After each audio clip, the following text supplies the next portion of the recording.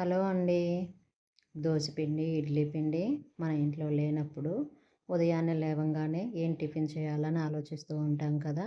అలాంటప్పుడు ఇలాగా సింపుల్‌గా, ఈజీగా గోధుమ పిండితో దోసలు వేసి చేసేయండి.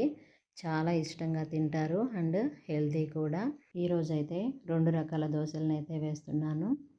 ముందుగా ఒక కప్పు గోధుమ పిండి అయితే తీసుకొని ఆ గోధుమ పిండికి సరిపడా సాల్ట్ అయితే యాడ్ చేసి తగినన్ని వాటర్ యాడ్ చేసుకొని ఉండలు అనేది లేకుండా పల్సగా దోసపిండిలాగా కలుపుకుందాము. పెనం అయితే బాగా హీట్ అయింది. ఇప్పుడు దోశ అయితే పోసేద్దాము. నేను ఈ పిండి కలిపేటప్పుడు సోడా ఉప్పు అయితే యాడ్ చేయలేదండి.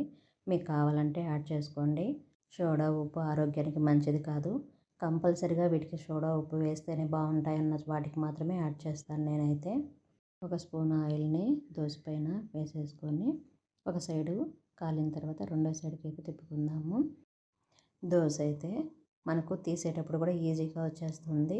దోశ అయితే రెడీ అయిపోయింది. తీసి పక్కన పెట్టేసుకుందాము. ఇప్పుడు మనం కలిపి పెట్టుకున్న ఆ పిండిలోనే 2 స్పూన్ల బెల్లం అయితే వేస్తున్నానండి. బెల్లం దోశ అయితే ప్రిపేర్ చేస్తున్నాను. ఈ బెల్లం దోశకి అయితే చట్నీ కూడా అవసరం లేదు. ఇలాగ బెల్లం యాడ్ చేసాం కాబట్టి స్వీట్గా ఉంటుంది కాబట్టి ఇలాగే తినేసేయచ్చు. చట్నీ చేయలేము, ఓపిక లేదనుకున్న వాళ్ళు ఇలా బెల్లం యాడ్ చేసుకొని తినండి, చాలా బాగుంటుంది. మనం వేసిన బెల్లం బాగా కరిగిన తర్వాత ఒకసారి కలుపుకొని దోశ అయితే పోసేసుకుందాము. ఇలా ఇన్స్టెంట్గా గోధుమ దోశలు అయితే ప్రిపేర్ చేసుకొని కారప్పొడి, ఊరగాయ లేదా ఏదైనా చట్నీ ఉంటే వేసుకొని తింటే చాలా బాగుంటుంది. దోశ అయితే ఒకవైపు కాలింది, రెండో వైపు కూడా కాల్చి తీసి ప్లేట్లు అయితే వేసుకుందాము. నేనైతే రైస్లోకి పల్లీ చట్నీ అయితే రెడీ చేసి పెట్టానండి.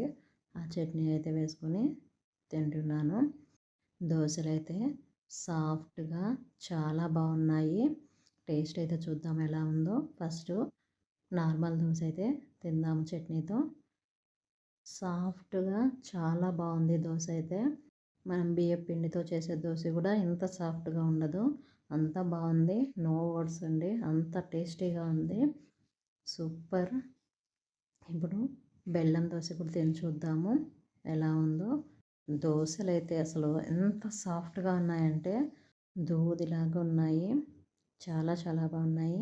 బెల్లం దోశ కూడా టేస్ట్ అయితే చాలా బాగుంది. స్వీట్ తినాలనుకున్న వాళ్ళు ఇలా ఒకసారి ట్రై చేయండి, చాలా చాలా బాగున్నాయి. ఇంకెందుకు ఆలస్యం, మీరు కూడా తప్పకుండా ట్రై చేయండి. అలాగే ఈ వీడియో నచ్చినట్లయితే సబ్స్క్రైబ్ చేసి లైక్ చేయండి.